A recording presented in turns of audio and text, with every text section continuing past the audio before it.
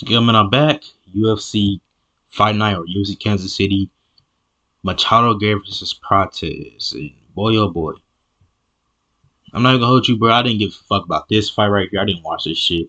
I saw the final sequence of it where she learned the left hook and all that. But come on, bro. I wasn't watching that shit. I was watching the Eubank Jr. versus Conor Benn fight. But Timmy first fight I watched was Timmy Kiwamba versus Roberto Romero. Now, Romero, he fought, what was that, UFC 311, right? Or what call was that?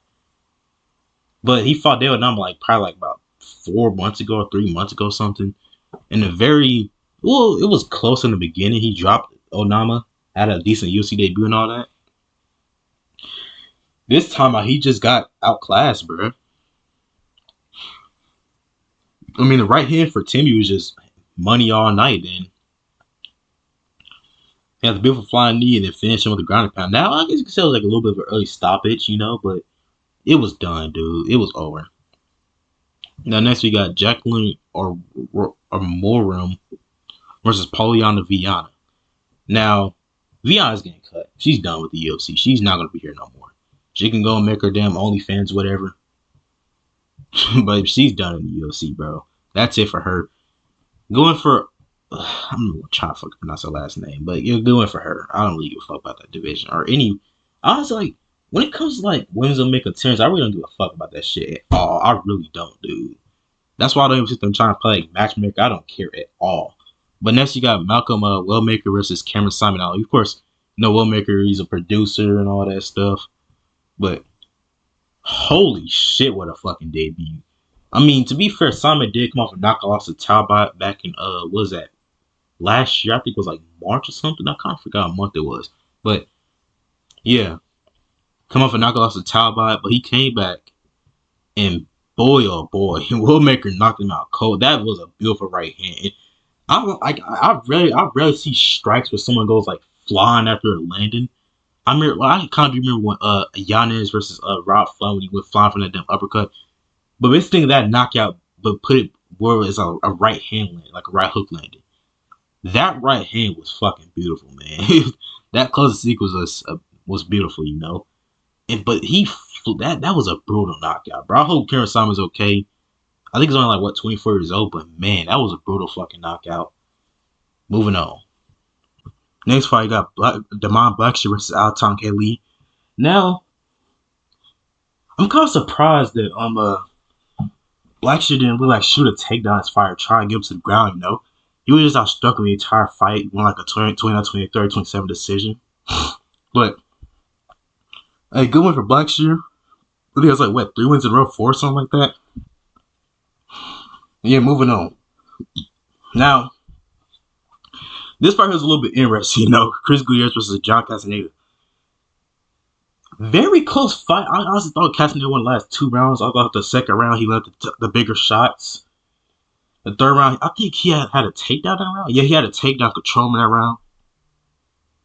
But I just don't see how they give him that. I don't know what the scorecards were like. I really don't.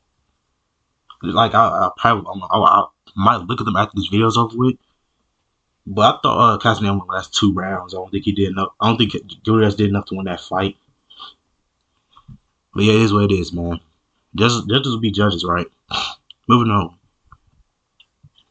We got Evan Elder versus Gog Young. I can't even hold you, bro.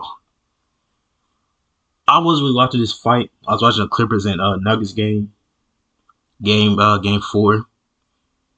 Very disappointing ending for me. I'm a Clippers fan. But this isn't a basketball video. But we move on. Matt Schnell versus Jimmy Flick. Going for Matt Schnell. He's back in the win column after 3 losses, I think? 4. I think it's 3 losses, I'm pretty sure. But 3 brutal losses in a row. To come out of retirement and get in the win column, a very good thing for Matt Schnell. Actually, it's crazy that both these fighters actually retired kind of early in their career. Not early, but Jimmy Flick retired to his UFC debut, if I can recall. It was out of competition for 2 years, and then he came back and then lost, I'm pretty sure. But Matt Schnell back in win column, he won the last 2 rounds of the fight, in my opinion. The first round was obviously Jimmy Flick's, and the last 2 rounds of the fight was Matt Schnell's. And next, we got Irka Masvidal versus Aljamain Muniz. Now, Of course, Irkon, good fight. He did a good job of putting him against that cage, trying to knock him out. Got hurt him on the temple, and then finished the fight. But the real question is what happened to RJ Muniz, man? Because I remember when he was on like a 10 fight win streak, I'm pretty sure, and he was doing good. He had a little good run in the UFC, and then he fought Brendan Allen. And was never really the same after that. Kind of reminds you of what was his name again? Bruno Silva, the middleweight. There's two Bruno Silvas in the UFC, but the middleweight. When he had fought Alex Pereira, was never really the same after that. He was on a cool win streak, and then fought Alex and was never the same after that. And yeah, that's how the game is, man. Moving on. Next we got Randy Rude Boy Brown versus Nicholas Dalby now. This was a really good fight. This was a really good fight, man. The first round, I think Dalby had dropped him like a right hand. I couldn't really tell they didn't show any replays because, ESPN sucked ass. They just show commercials between rounds. But I think Brown slipped. I don't really know. We couldn't see a damn replay. I don't know if the right hand actually landed or not. But it doesn't really matter.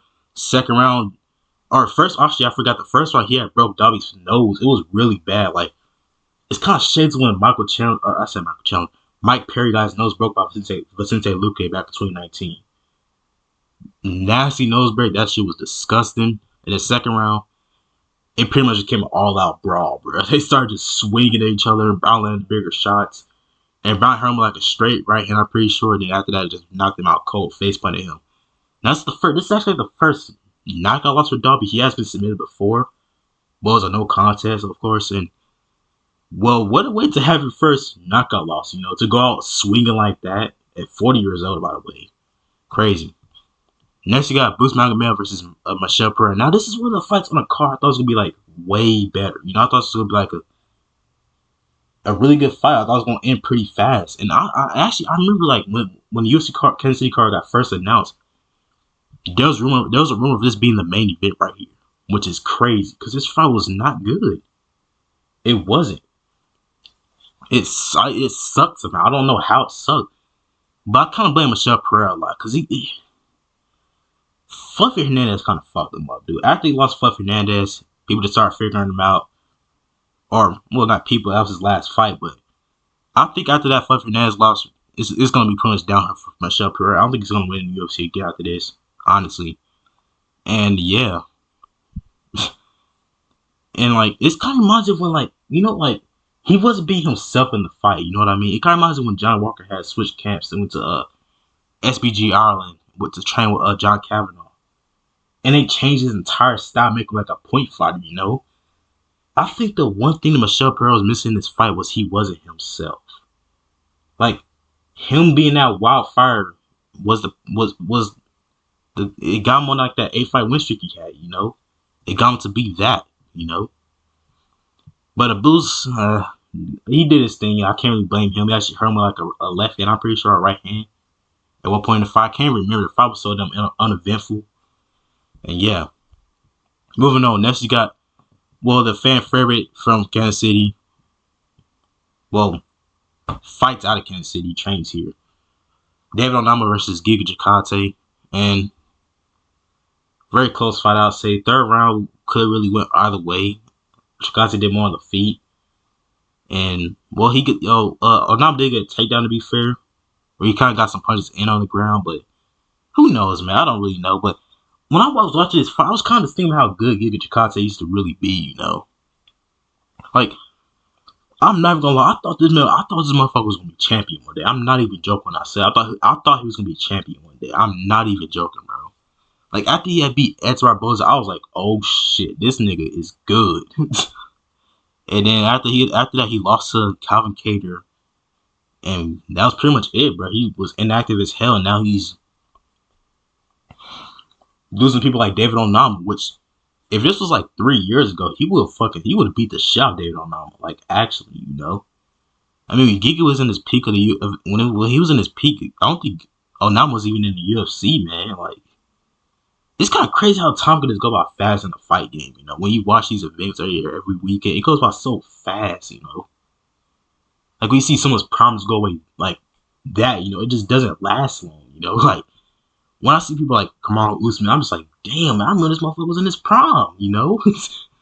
Like, it's crazy, man. And that's the co-main event of evening. Ming Yang Zhang versus Anthony Smith. And this is Anthony Smith's last UFC fight. I guess it's last UFC fight because who knows what happens in the future, you know? Who knows, he might sign with the GFL, pull a Chris Weidman in this bitch. But Anthony Smith's last UFC fight, if I were to give like a full overall breakdown of his career, he was more of a journeyman, you know? He was like a journeyman that took a fight no matter who it was. He was tough, you know? I can't sit there and say like basically like talk about all those memes of him being in a fetal position and all that, but hey, he fought, dude. You can't sit there and talk all shit about him. He fought the best of the best of the best, you know? He fought everyone. If you name someone, he must have fought before, you know?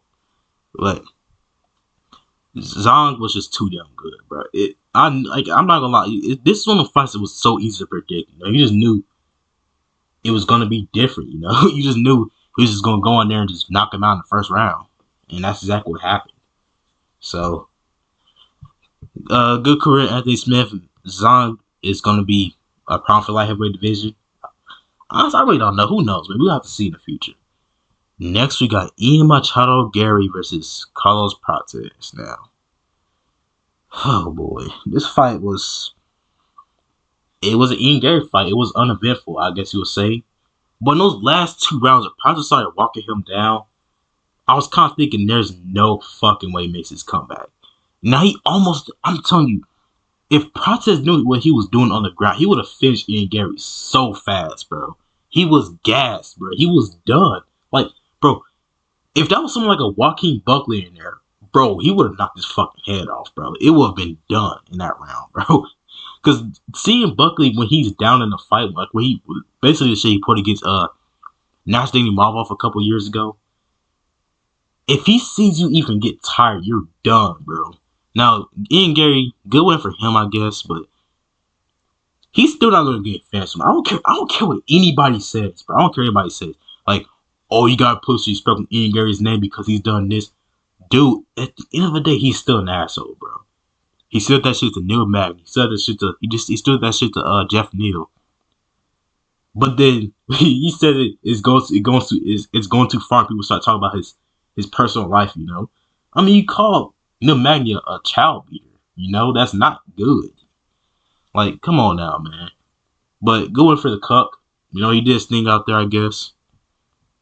I kind of wish I went to this. It was a pretty decent card. I'm not gonna lie, I was kind of pissed off I didn't go to this card, or I couldn't go to this because it was a really good fight card, but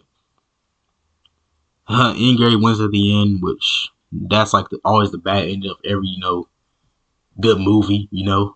But on that note, man, I'll see y'all next week for UFC Fight Night, Figgy versus Sanhagen.